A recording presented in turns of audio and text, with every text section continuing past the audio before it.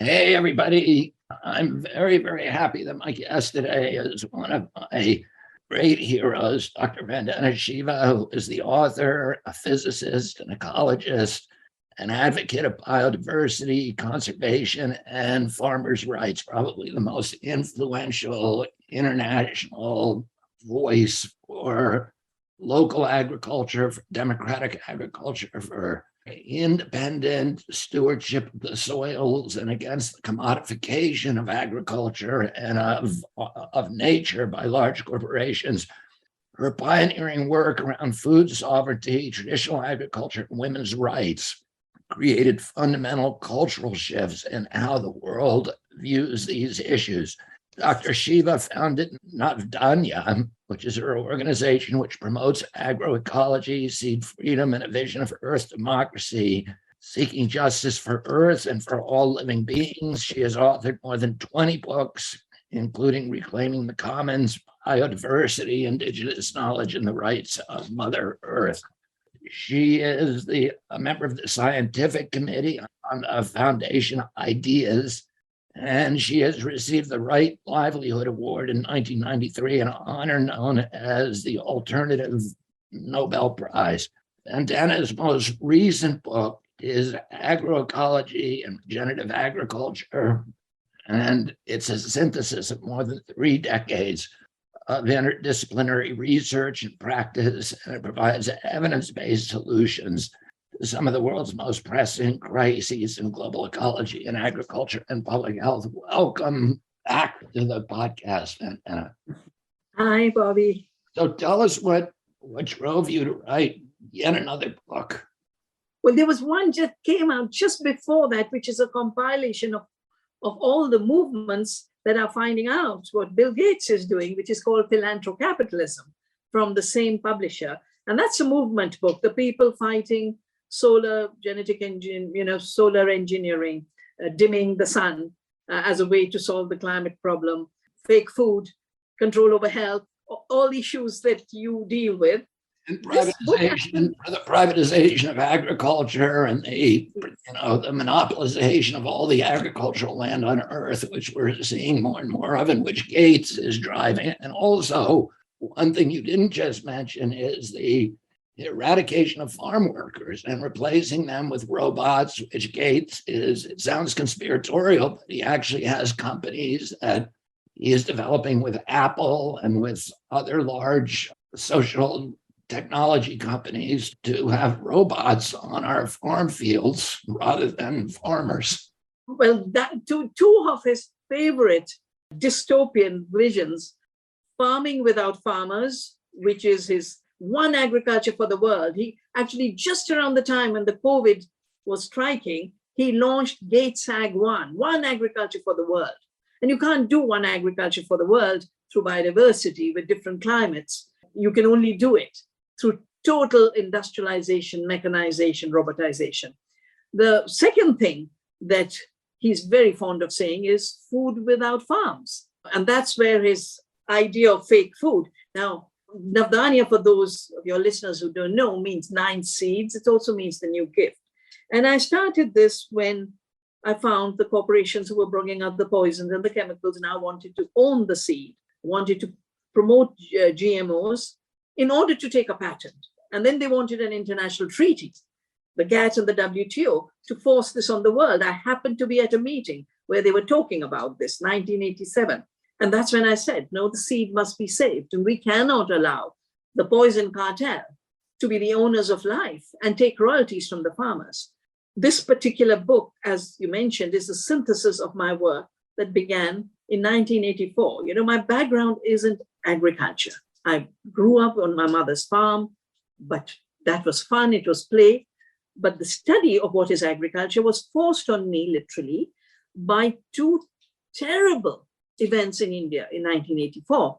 One was the land where the so-called Green Revolution, which merely means chemical farming, industrial agriculture, was imposed on India in 1966, the land of Punjab, which means the land of 5 rivers.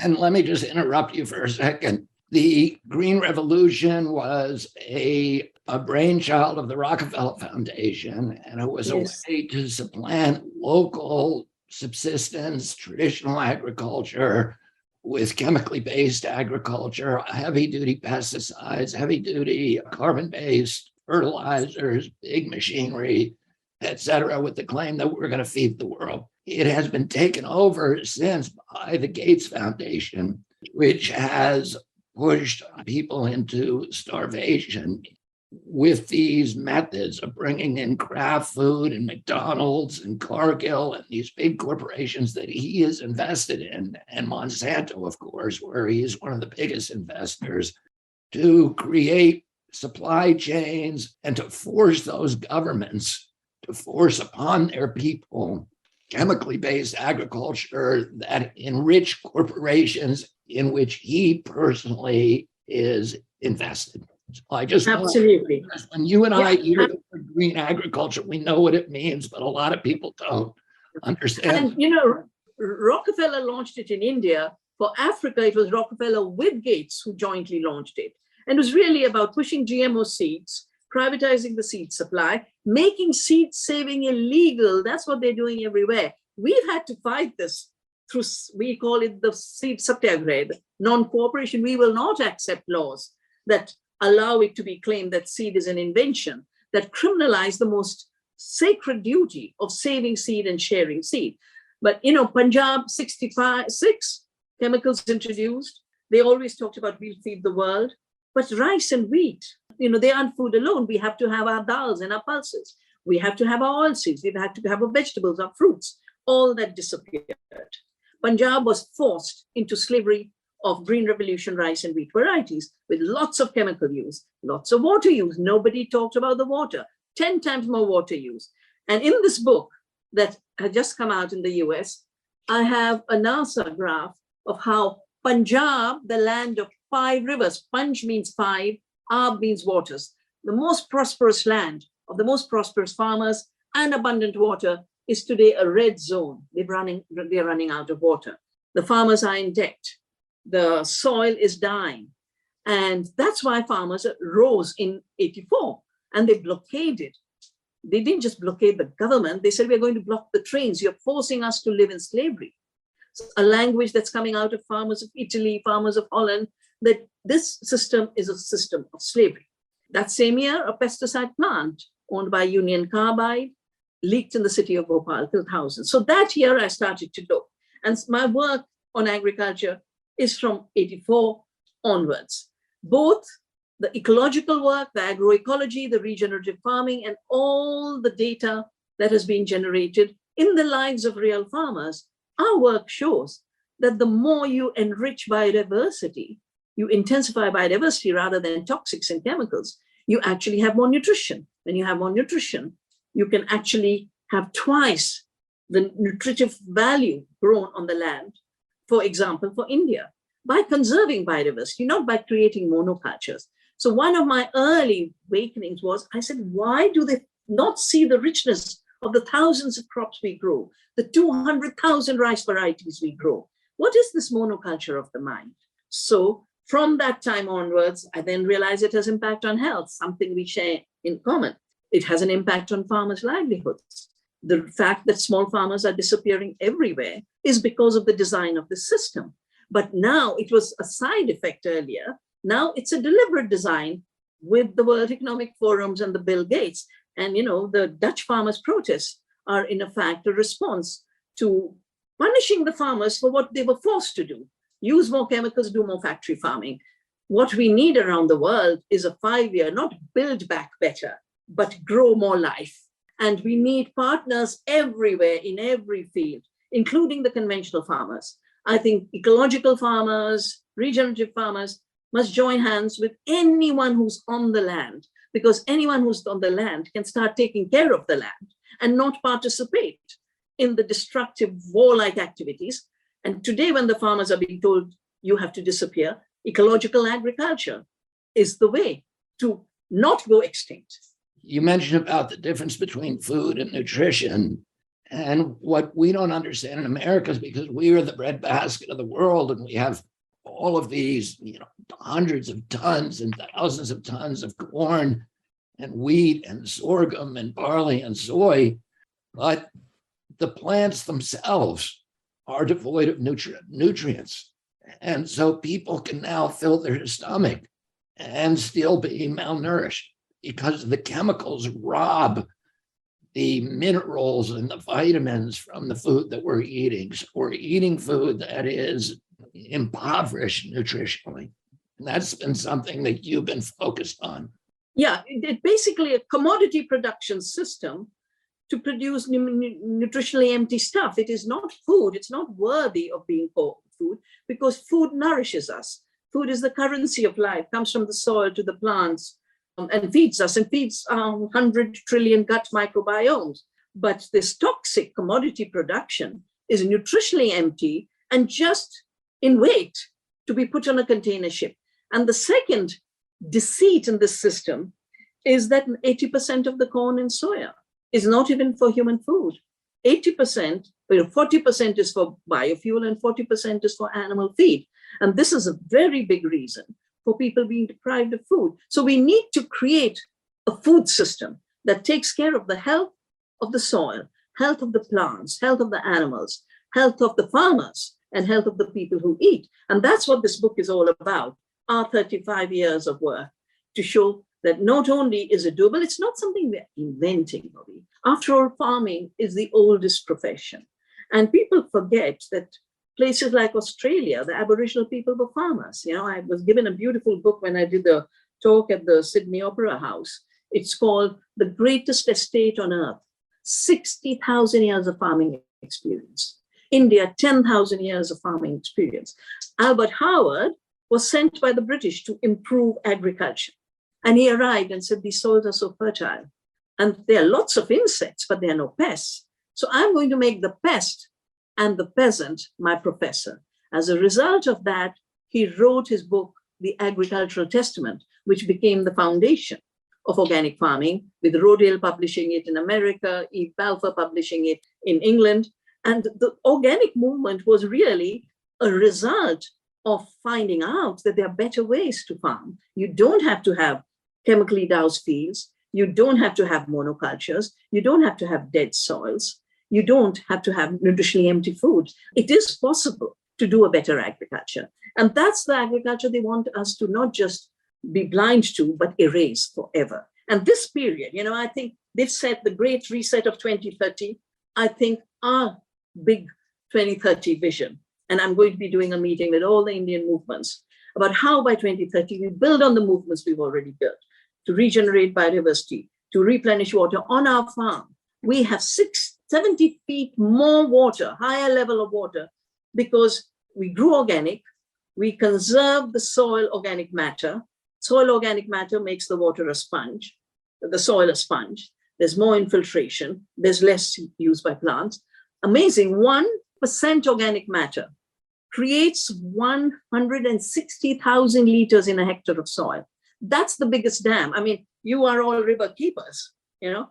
We have to start becoming soil keepers and water keepers in the soil. And that is what real agriculture is all about. And they would like to take away the land from the farmers, punishing them for what they were forced to do, use chemicals, push farm animals into factory farms, to get rid of them. And our movement is to have more and more land custodians, you know, like you have river stewards and river keepers. We need land keepers. Farmers have to be land keepers and health providers. That's the most important job. Yeah, and you talked about the Dutch farmers and that revolution, which has been kind of distorted and covered up by the press. And it's really a revolution against Bill Gates's vision that the only way to solve the climate crisis is through these big geoengineering processes and by getting farmers off the farm and stopping people from pursuing their economic self-interest. And it's a fixed game, as you say. It was rigged. The problem was created, imposed upon them, and now they're being punished for it. One of the things that you also talked about is that the way to solve the climate crisis and the overload of carbon in the atmosphere, the principal way is by restoring our soils. Absolutely. So, you know, I wrote in the lead up to the Copenhagen Summit on Climate, I realized that all the talk in the climate discussion was about consumptive energy, energy that we use to drive our cars, to heat our homes. And agriculture was being totally neglected. So I added up the figures then, and this work has been built up much more since that time, that about 14% emissions come from an industrial farming system, the nitrogen fertilizers that lead to nitrous oxide, big heavy machinery. If I look at the machinery in the Midwest or Brazil, it doesn't look like farming, it looks like warfare. Another 20% is destroying the forests, because now you've got commodities and there's never enough of commodities. If I'm growing food on my farm, I know exactly how much that land will produce. I know how much my family will eat, and I know what I should sell. But when it's a commodity with a global use of biofuel, animal feed, the Amazon is being torn down. And the destruction of forests by agribusiness is another 20%. And then you have a 20% by taking good food and turning it into junk, shipping it thousands of miles, we call it food miles, packaging it, processing it. 75% chronic diseases are linked to ultra-processed food. There's so much research on that. And then because this is a system based on uniformity and long-distance transport, you have massive waste, that's 4%. Add it all together, it's more than 50% of the greenhouse gas emissions. Now, if you get rid of all of this, it's so easy. You don't have to use chemicals in agriculture, you get rid of the 14%. You don't have to chop down forests, you can have trees on your farms. My father, a forester, used to tell me there were more trees on the farms of Uttar Pradesh, where he served, than in the forests, because we farmed like the forest with the forest. So you get rid of that 20%. You don't have to ship food thousands of miles, local food systems, and you don't have to ultra-process it, artisanal processing, good processing, and that gets rid of another 20%. And because it's local circular economies, you get rid of 4% of the waste. But you're doing more than that. You're doing two additional things to draw down the accumulated CO2 and then N2O. The carbon dioxide that's accumulated, there are only two ways you can recycle it. You can create all kinds of carbon sequestering machines. They will not recycle your carbon. The green leaf, the brilliance of the photosynthesis of the green leaf, is the conversion of the sun's energy given in abundance to absorb carbon dioxide and turn that carbon dioxide through the mechanism of the plant's life into carbohydrates, which my dear friend Andre Lou has called the molecule of life. That's what gives us food. That's what gives us fiber. And in addition to that, our breath, our oxygen. Now, that is where the solution lies. Our planet was a carbon dioxide rich planet. We were 90% carbon dioxide. And then the earth brought the microorganisms, then the plant, increased the photosynthesis and cooled the planet down to 13 degrees centigrade. It's raising again, because not only are we using fossil fuels, we are destroying the biodiversity that would recycle it. And the earth became a carbon-rich planet. That is in the capacity of biodiversity. We just have to learn those lessons from the earth, the biosphere, and replicate it in agriculture. And the more we do that, the more carbon there is in the soil. The research of many organizations doing regenerative agriculture, organic farming is showing that you can literally sequester up to 120 gigatons of carbon. Basically, what you need is about 30, but you can go much more as you enrich the soil. I call it giving back to the earth what came from her. That's what organic farming for me is. An act of gratitude to say, thank you, you gave all this organic matter, you gave all this biomass, here's a little bit. And she will then produce the mycorrhizae, she will produce the earthworms, and she will produce the nutrition, and she will create health. And the data is showing that increase in mycorrhizal fungi increases photosynthesis fivefold. That's the true way of increasing productivity. So we can store more carbon in biodiversity and biomass and store more carbon in the soil. We will have more food. For this, we need more people to take care of the land. So we need more farmers, not less farmers. This will give us healthy food and biodiverse food. So we'll get rid of all the health bills from chronic diseases. Let me ask you one other thing. I could talk to you for weeks, and we have when we're together. But these podcasts do better when they're shorter. So I'm going to try to restrict myself. But I want to talk about one other issue. Many of the people who listen to this podcast have been following the gain of function studies in Wuhan and the Ukraine and all over the world. And these efforts by Peter Daszak and Tony Fauci and Michael Callahan and the USAID to inventory all the microbes on the earth, all the viruses in the world, in order to create a global archive of those. And then they began doing gain-of-function studies on them so that they can patent them and enrich the pharmaceutical companies. This is a very, very close parallel to what Bill Gates did with the global seed inventories. And as you know, back in, I think, the 60s and 70s, we created the United Nations and other global bodies, created, I believe, 7 seed banks. No, 25. 25. 7 major ones, 25 all over the world, because they saw the seeds, because of monoculture, were disappearing, and these heritage seeds, which have been developed through 60,000 years of agriculture that were brilliantly adapted to local water, to local climate, et cetera, were being eradicated. So there was a global effort to say, this is valuable. We need to inventory and bank these, and seeds can last for hundreds of years in those seed banks. But then Bill Gates came, and those seed banks needed money. He supplied the money, he got control of them, and now he essentially controls all of the seed banks in the world, and his scientists are now altering those genomes slightly so that they can patent those seeds and really own the life force of global agriculture, to privatize the knowledge of 60,000 years of agriculture and turn it into a new financial asset that can be banked, that can support the financial industry. Please, I know that's a big question, but talk about how that works. Yeah. So, Navdanya, as I mentioned, started when the corporations wanted to patent and own the seed. And I said, no way. Seed is self-organizing. Seed is the heritage of thousands of years of farmers' innovation. So when the Green Revolution was launched, all the seeds of the world were put in these seed banks. And then what was introduced to the farmers were these chemically bred varieties, which were called high yielding, but they're only high yielding in terms of the grain that goes as a commodity. They're low yielding in terms of the total biomass. We've done lots of studies on this. They're low yielding in terms of nutrition, and they're low output when you measure the whole ecosystem, all the production you can have with biodiversity. You're right, 2 years ago, 3 years ago, when the public funding was going into a crunch, Bill Gates would just give $1 million here and 50,000 here, and he had the rights to all the seeds in these amazing seed banks, which is the heritage of the world. But he has gone much further. Because of his trying to control the world through his digital empire, he is trying to bypass the laws that have been put in place so that companies and countries take permission when they take seed from a country or a farmer. And there's something called a seed treaty in the FAO.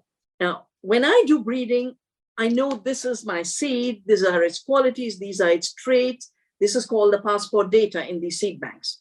Mr. Gates wants to own the seed by bypassing the international obligations and doing digital genome mapping.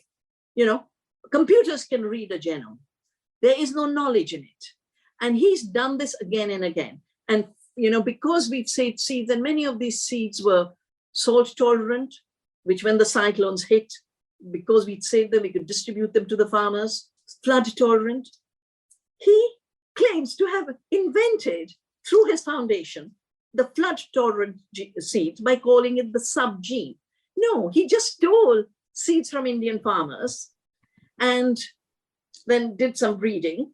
But the trait of salt tolerance and the trait of flood tolerance is a breeding and innovation of farmers over thousands of years. So not only is he trying to turn this into a financial asset, he is literally a biopirate.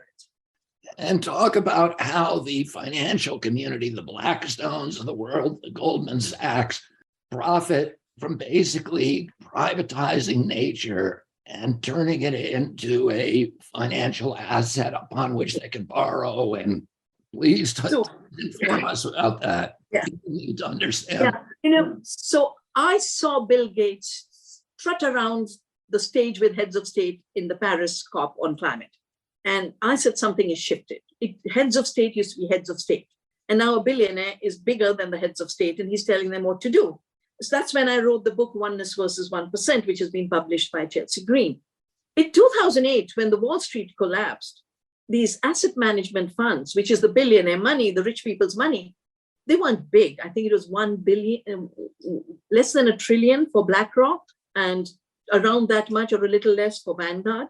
So when we did this book, Oneness versus 1%, that's the time when Bayer bought out Monsanto. So we wanted to do the arithmetic. We said, okay, who has more money? How did they buy Monsanto?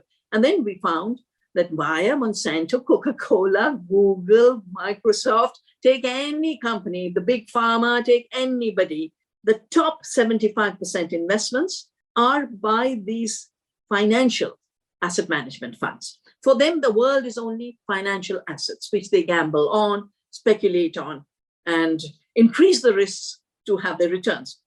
Last year, just before the Glasgow summit, the financial world and Rockefeller Foundation again, they all the time, they pop up again and again, they just cooked up. And that to me is the tragedy of the way the world is being governed. One or two people gang together in a little room, World Economic Forum, and just say, this is what going to be the constitution of the world, free trade. That's what Mr. Klaus Schwab said for the WTO. Rockefeller and New York Stock Exchange get together and say, now we're going to create natural asset companies, which will own nature. Now, one would think, okay, they're just taking it one step beyond, private property in land, trying to privatize seed, privatize water. But it's worse, because the same system has pushed countries into debt, like they pushed farmers into debt. In India, the BT cotton area, is the highest rate of suicides. India has lost 400,000 farmers to suicide, most of which are in the GMO cotton belt. And our farmers who've left BT cotton, using native seed, doing ecological agriculture, are earning 2 times more. So it isn't that ecological agriculture doesn't reward the farmer. It, of course, rewards the earth. This new natural asset company, for example, there are all kinds of treaties being written. Every country is in debt. We are really slipping into a big debt crisis. And all it takes is, just like Bill Gates went with the 1 million and said, the seed bank is mine. The BlackRocks and the Vanguards and the asset management companies can go to an indebted company and say, okay, give us your forests and your mountains, and here's the money to pay your debt. And because we are in a deep crisis, this kind of new enslavement will increase unless we rise up and say nature's not for sale. That's what I wrote. I said, Mother Earth is not for sale. That's what we said at Seattle when we stopped the WTO. Our world is not for sale. You know what they're imagining to make?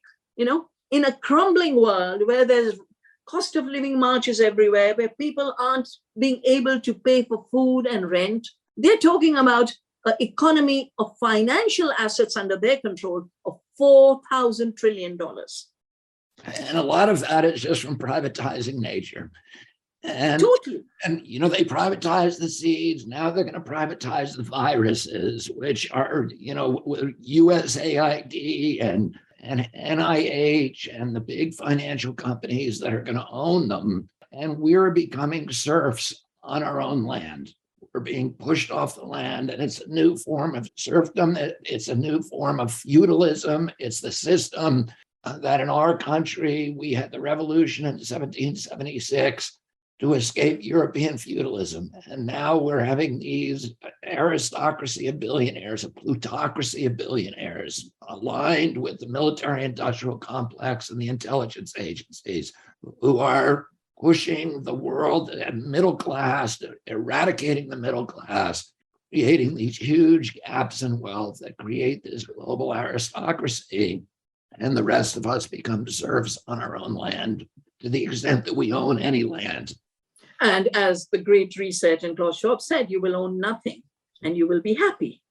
And then he's saying overnight, India was not a land of automobiles. We've been forced to become an automobile culture. And now you can't go anywhere without a traffic jam. No matter how many superhighways they build, we are constantly running out of space. Now, overnight, World Economic Forum says no private ownership of cars. Well, say that after you have created a public system of transport. You can't shut down the options you forced on people. It's more than becoming serfs. When the slaves were there, the entire cotton empire of the United States required the slaves. They needed to keep the slaves alive. This new slavery is it wants to disclose of and displace, and they say it in so many words, the majority of people. They don't need them. And that's why I always say the extinction crisis is not just about other species. It is about us as human beings, not just as a species being, but with our humanity. When COVID struck, it's amazing. That period was a period of such rapid consolidation, patents on vaccines, patents on the SARS virus, but also a patent in Microsoft's hand on humans as users of machines, and the algorithm in their machines will judge our value and assign us a cryptocurrency exactly like the social credit system of the United States. And one of the other really troubling things for me is we did all this work on soil. We talked about how important it was to enrich the soil carbon because chemical agriculture had destroyed soil carbon. Now, exactly this work is being hijacked. So Mr. Gates, in his book, How to Avoid a Climate Catastrophe, says net zero is the solution, which means I will not stop my pollution. I'll keep flying my private jets, but I need your land as my offset. And the whole land grab is both controlling the raw material for the lab food industry. Bayer has said it. When the plant-based economy becomes bigger, our farms will become bigger. We will be growing carbohydrates and protein. No more food. It's the end of food, end of farmers. Worse, they're basically actually talking about a system where people are not needed. That's the dystopia. And the people in Silicon Valley are jumping onto fake food. They are, of course, controlling all the discourse of what is knowledge, especially since I respond to crises that have huge implications for nature and huge implications for humanity.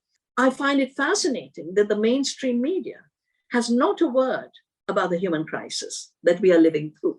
It doesn't have a word about the alternatives that people are building all over the world. It has not a word about the connections between soil and plants and our food, or food and health, and food and freedom. Let me ask you something else that I think is troubling both you and me, because we both came out of an environmental movement.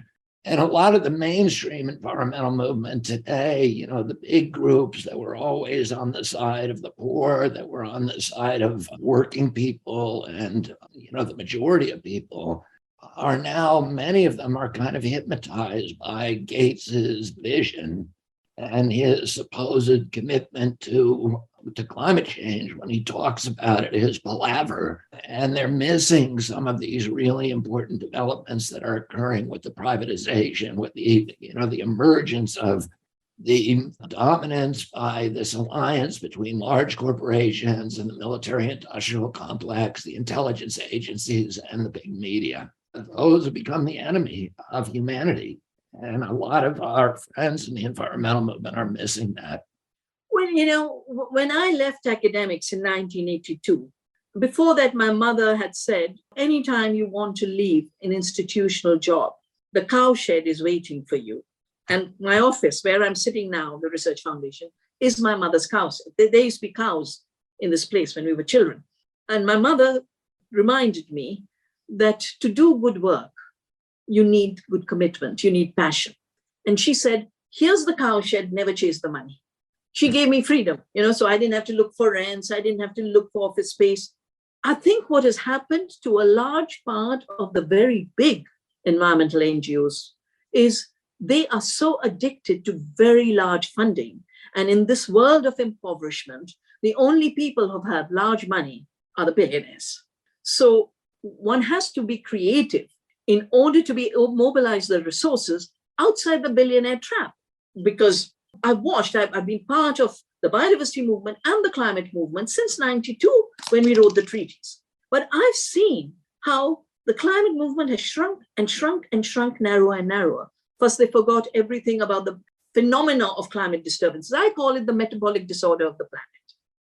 Just like junk food gives us metabolic disorders like diabetes and obesity, when you give junk a diet of energy, which doesn't belong to the Earth's cycles with fossil fuels, you're going to have a metabolic disorder. And I think the two things missing in the bigger organizations, I won't call them movements, because when something runs on money, it is not linked to the grassroots. It's not linked to people's power. It's not linked to ethics. It's not linked to justice. There's so much talk of science, including during the COVID, so much talk on science, climate, but I find the basic science of how did the Earth cool herself and what can we learn from the Earth to cool her now, those questions are never asked. We just lost the guy of thesis as the guy of thesis, NASA scientist. James Lovelock. Lovelock, right. James Lovelock. He worked with Lynn Margulis and said this amazing self-regulatory system of the biosphere and the atmosphere. This is a living organism. The Earth is a living organism. And we are not raising our consciousness enough. If we did, the farmers, the indigenous people, the people who need work and could work on the land, all of them come together. And the second is, there's a looking down on the grassroots. There's an hierarchy that has crept in. The bigger your organization, somehow you're superior, just like all illusions of superiority. And for me, any organization, the power it has is the power to challenge dominant concepts that are the root of destruction, dominant patterns of production and consumption, and find better ways to commit yourself to do it. And it's not build back better. Build back better is about concrete. Build back better is about bridges, and build back better is about buildings. We need to turn to life in her abundance. And Vandana Shiva, please get her new book, Agroecology and Regenerative Agriculture, and tell our listeners how they can support you, Vandana. Well, they can support us by supporting Navdanya. And we have an organization in the US, a 501c3 called Friends of Navdanya. Friends of Navdanya, if you look for it, you'll be able to find their website and you'll be able to find how to make contributions. And another way you can support not just us, but be part of the movement is come join us for the courses. Our biodiversity farm is a miracle of nature. We followed nature. We didn't try to dictate to her. We didn't come with prescriptions and said, this is how we'll do it. We learned by watching and observing. And on this farm, you can see how everything that I've written about in this book actually works, how soils come alive, how biodiversity, part of it you grow, and then so much grows more because you're not spraying glyphosate. Glyphosate is an ecocide. It kills life. And you taste the lovely food that comes from, that taste comes from the soil organisms. We don't create taste. The soil organisms create taste. So we would welcome you to Navdanya, and navdanya.org is the website where you can find out the courses that we offer. We are offering one in October called Return to Earth. How do you work with the earth to address all the existential crises we face? You better spell Navdanya. Navdanya. Nav can mean 9, Dan can mean grain, or Nav can be new, and Dan can be the gift. So we basically see Navdanya as both a protector of biodiversity, but also the new gift of the recovery of the commons, because the roots of Navdanya are in the fight against patenting life. So sharing living systems, sharing seeds, creating community seed banks, sharing knowledge, sharing ways of living on this beautiful planet. And we have to make a commitment that by 2030, we will not go to extinction. Thank you very much, Vandana Shiva. Thank you. Thank you, Bobby. You're the best. My biography will be coming out in September. Okay, well, let's do it. So we'll do it.